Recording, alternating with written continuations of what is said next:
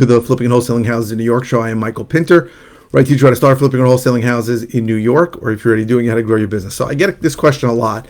I get it sometimes from people I'm wholesaling to who really aren't sophisticated, or I get it from people who are asking generally about the business. But the question is, why would I wholesale a property to another investor and certainly make less money on it than if I closed on it myself and did the work and rehabbed it myself? So first of all, I would say that I'd see every or almost every, maybe one out of hundreds haven't. Every deal that I've wholesaled to another investor, they have made more money on it than I have, right? The reason why I do that is because the parts of the business that I hate are dealing with municipalities and dealing with contractors. The construction phase, to me, is the most annoying and stressful part of the business, right? And just to recap, for the first 4 years I was in business, so from 2013 to 17, I was buying almost everything at auction, either online auction or a live auction. I went to live auction in Nassau County every single Tuesday for 4 years.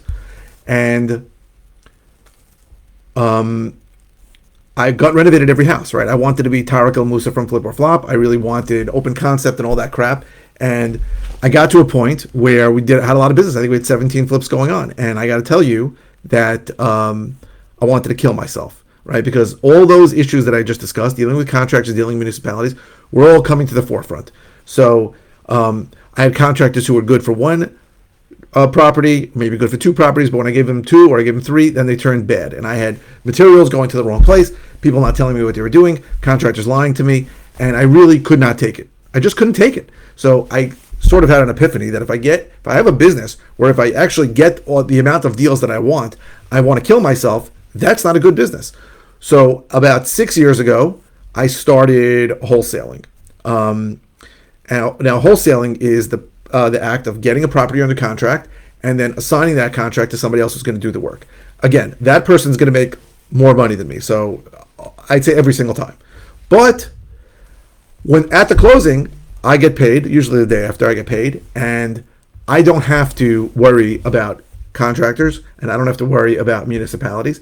And basically, in a nutshell, I am done with the property for no risk and almost no headaches.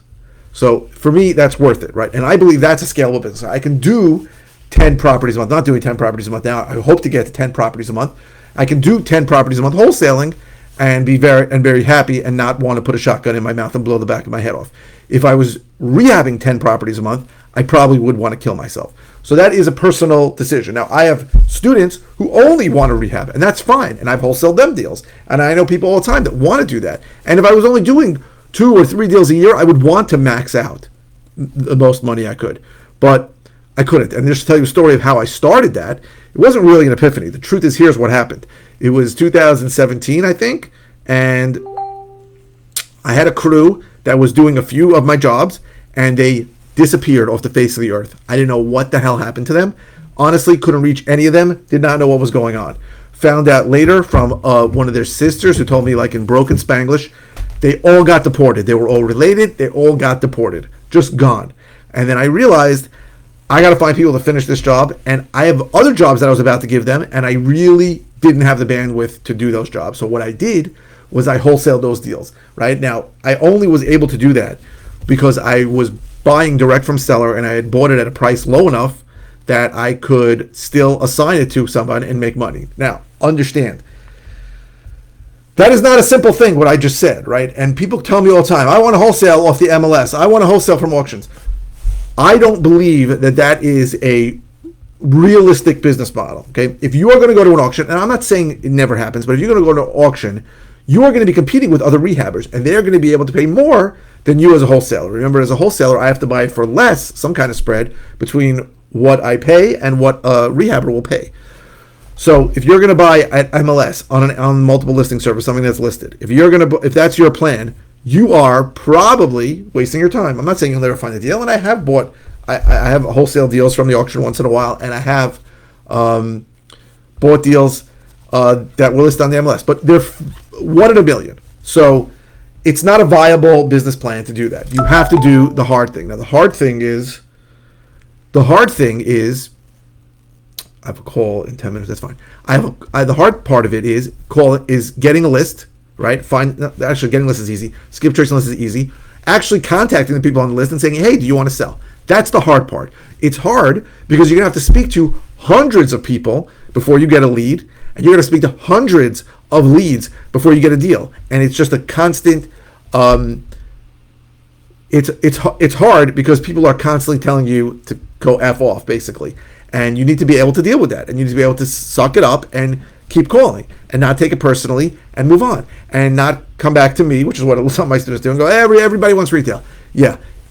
Everybody always wants retail, right? You're trying to find those few people. I tell people they get a list of 10,000, skip trace it, you'll get 25 to 30,000 phone numbers. You get one deal out of that in a year. One deal. Think about it, 30,000 phone numbers, one deal. Now, you'll get also other leads that could turn into deals later, but that's what I count on, one deal from that. So, in my opinion, in my humble opinion,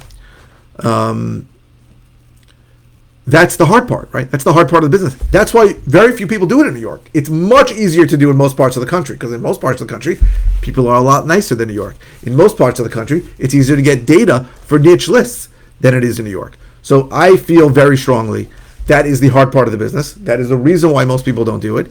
And it's the reason why everybody's looking for some kind of shortcut around it. Well, what's that perfect list? There is no perfect list. What's the best skip tracing company?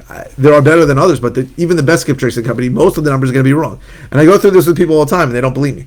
When you skip trace that list and you get 25,000 numbers, most of those numbers are going to be wrong. Most of the right numbers are going to be people that don't know anything about the house you're talking about. Most of the people that do have a house that you're talking about don't want to sell. Most of the people who do want to sell don't want to sell to an investor. Most of the people who want to sell to an investor are probably not going to sell to you. So the process of marketing direct to seller is a funnel process, and it is more of a disqualification process. It's getting rid of the people who are not going to buy from you quickly so that you can try and get a few nuggets of people who want to sell to an investor at a significant discount. And understand, that's not a simple thing, right?